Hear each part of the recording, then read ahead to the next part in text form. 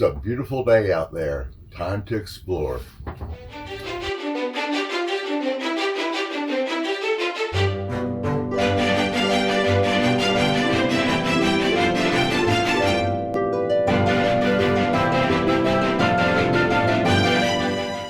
When we finished visiting Camp Rucker, I'll leave a card, drop in a card for a link to the video for that visit. And since it was on the way back to our boondocking spot in the Chiricahuas, we decided to stop at the grave of the famous Johnny Ringo. Then when we got back home to Tucson, we, just for fun, one of the first nights back to sit down and relax, we decided to watch the movie Tombstone. Wow, what a one-dimensional presentation of Johnny Ringo is in that film.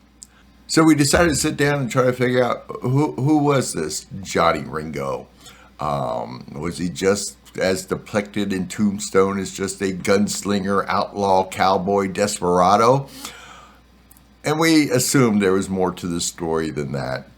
So did some research, put together some history. And what I'm going to be showing you is the drive cam video on the road there. And I'll drop the GPS coordinates and directions down below. So you can see that, yes, it's a dirt road. It's, X amount of miles. I'll check it then of driving on it. But it's actually very good road. Any car could get down it. And then I'll finish up the video with our tour of the gravesite. And I'll put in a timestamp that if you want to skip the history of who John Ringo was, his early life, the circumstances of his death and things like that. As I said, I'll put in a timestamp where you can just jump right to the part of the video that is from when we were touring his grave. And I hope you enjoyed the video. So when we got back home, Melody does what Melody does. She did some research on John Ringo, and this is what she found out. John Peters Ringo, at 2 months of age, appeared in the 1850 census, living in Clay, Wake County, Indiana, with Father Martin, age 31, Mother Mary, age 24. John, at age 10, appeared next on the 1860 census in Gallatin, Missouri, with his father Martin, who was a merchant, age 36, Mother Mary, age 30, Brother Martin, age 6, and Sister Fanny, age 3. John and his brother were both listed as being born in Indiana and Fanny in Missouri. On 18 May 1864, the Ringo family joined a wagon caravan heading to California. On July 30th, 1864, while on their way, Martin accidentally shot himself with a rifle, and members of the caravan buried him along the way. John was only 14 at the time of his father's death. On the 1870 census, John was living in San Jose, California, with his mother Mary, age 43, younger brother Albert, age 16, who was a printer, and 3 sisters, Fanny, Emma, and Maddie, ages 13, 10, and 8 respectively. John again appeared on the census as born in Indiana. An 1870 city directory of San Jose lists John as a farmer and also records he and his mother Mary residing at 524 Santa Clara in San Jose.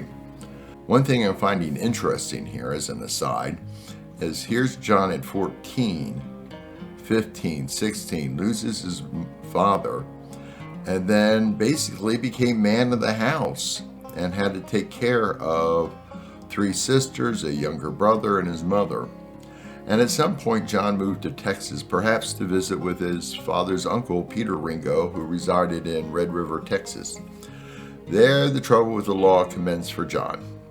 In January 1876, John was arrested for threatening Sheriff Clymer of Mason County. Arrested together with him was Scott Coley, a noted desperado who had murdered Deputy Sheriff John A. Horley of Mason County. Later that year, John was arrested for disturbing the peace in Burnett County. He was fined $75. During November of 1877, John spent time in Austin jail with George Gladden, the pair having arrived in December 1877. The earliest record of John Ringo in Arizona was when he tried to kill Louis Hancock in Safford on December 14, 1879. John appeared on the 1882 Cochise voter registration at age 39, working as a speculator. The same year, a territorial census was conducted in Cochise County. John Ringo, age 39, born in Missouri, is listed residing in Tombstone. John had an altercation with the infamous Doc Holliday in Tombstone a few months before John's eventual demise. During Tombstone's 4th of July festivities, Ringo drank heavily. He left town 2 days later, taking several bottles of liquor for the ride.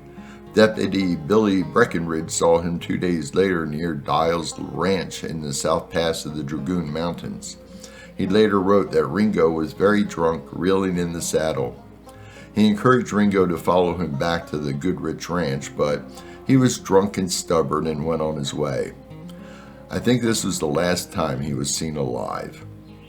So that's just a brief history of the early life of John Ringo. Now let's move on to his obituary and the coroner's report. Death of John Ringo. His body found in Morse Canyon. Probable suicide. Sunday evening, intelligence reached this city of the finding of the dead body of John Ringo near the mouth of Morse's Canyon in the Chiricahua Mountains on Friday afternoon. There was few men in Cochise County, or southeastern Arizona better known.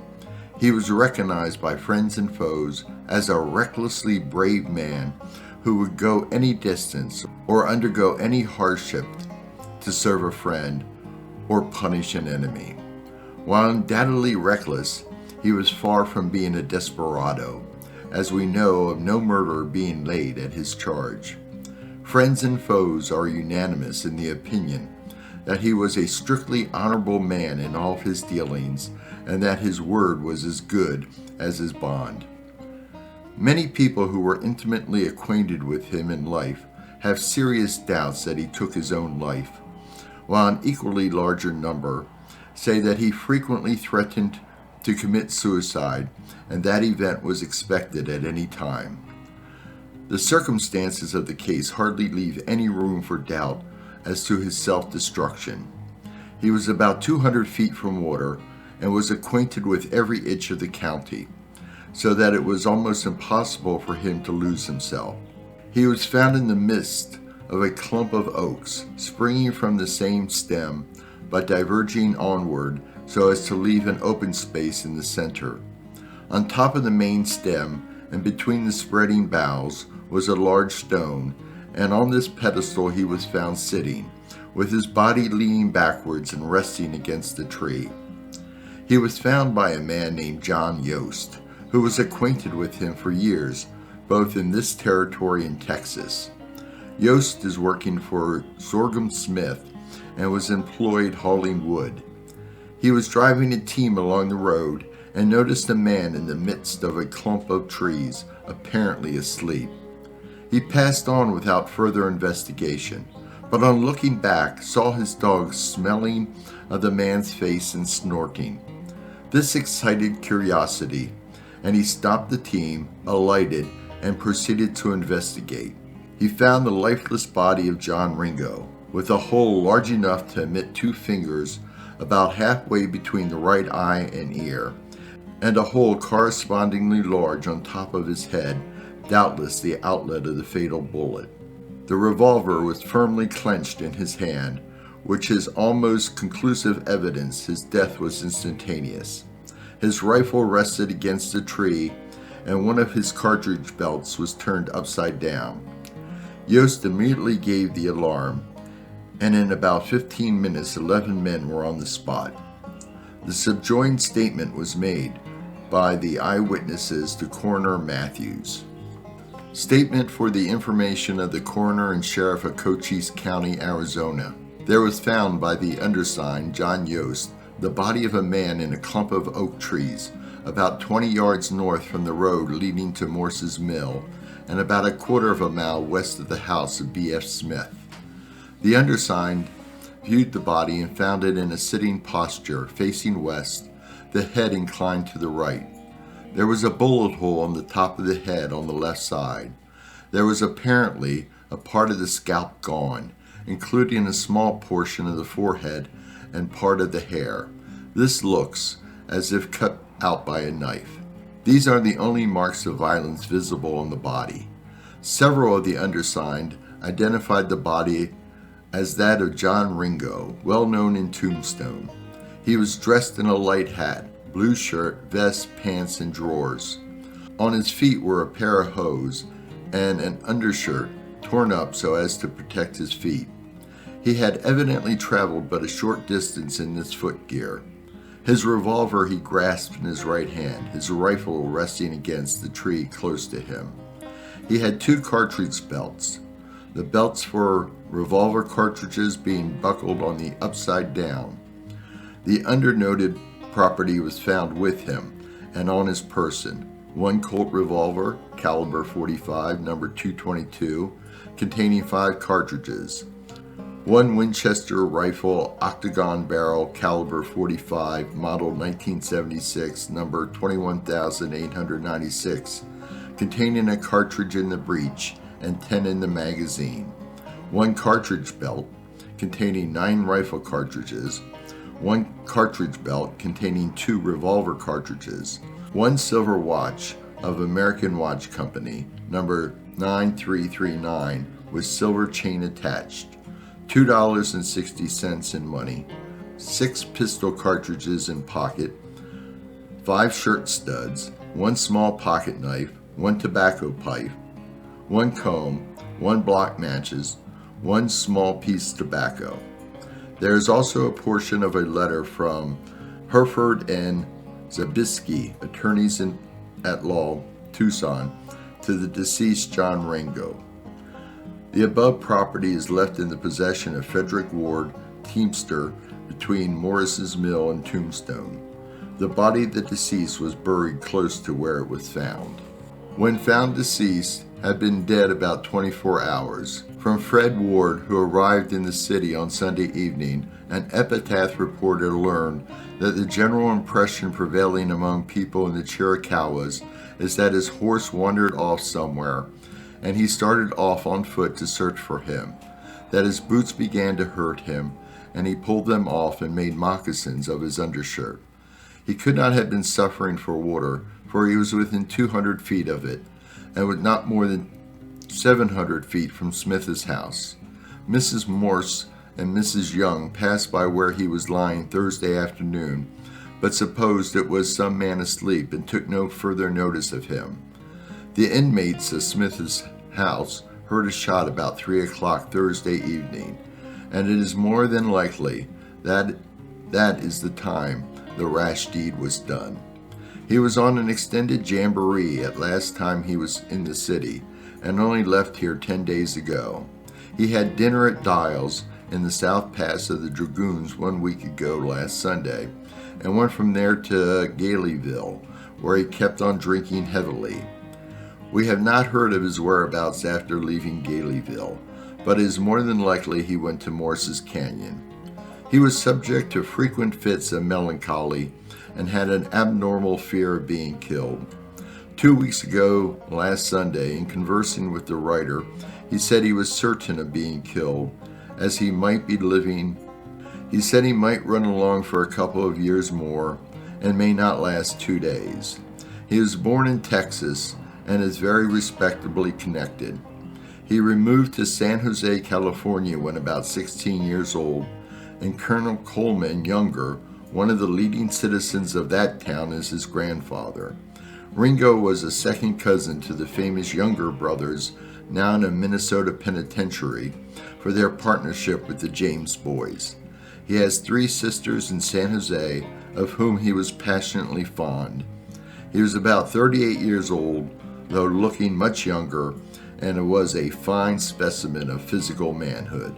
Many friends will mourn him, and many others will take secret delight in learning of his death. Well, here we are at Johnny Ringo's tomb. Classic sign in Arizona. Watch for wildlife, snakes, and other animals. Oh, And considering this is on private property, nobody's charging. They've done a good job to upkeep it, keep it nice, and keep you off the rest of their private property. I guess people knew people were going to come anyway. So, and once again, I apologize. My gimbal broke 2 days ago. Oh, we have rules. Private property, watch your step. That's all reasonable. So let's head down to the grave. I had to stop the video for a second. I don't think it's polite to record people without their permission or anything. And some people were heading out. Maybe a 30-yard walk at the most. See it coming up.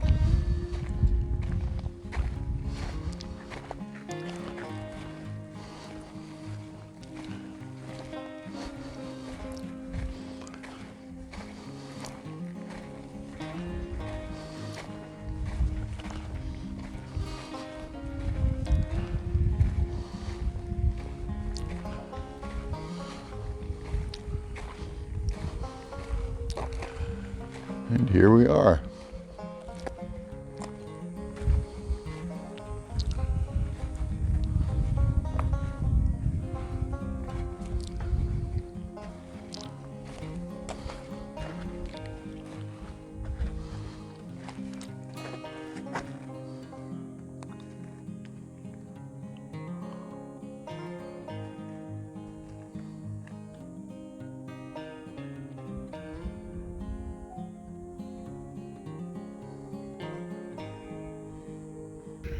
Perhaps these rocks here are his actual burial spot, not where the monument is, which is right next to it, just over there. And that's an original marker. Johnny Ringo, July 13th, 1882. And if you do visit, try to bring a couple dollars. Drop it in the box. Because I have to admit, people do a really nice job taking care of this place. Perhaps that's the tree where he sitting under, he met his demise. Trees can live that long. 1882, we're talking 140 years.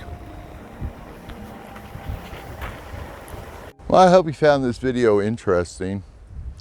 I just was talking to a couple from Texas, and the guy was saying he has seen the movie Tombstone at least 150 times. So him and his wife decided on Memorial Day weekend to come visit Tombstone and stop by here on the way. And he is 100% convinced Doc Holliday shot Johnny Ringo. It's one of those debates that will never end. We'll never know the truth. But let us all ask the Lord to have mercy on Johnny Ringo and pray that maybe he finds the peace that in the afterlife that he can never find during his life here on earth. And as usual, if you enjoyed the video, please consider subscribing to the channel, hit the notification bell, leave comments, give it a thumbs up, and have yourself a blessed day.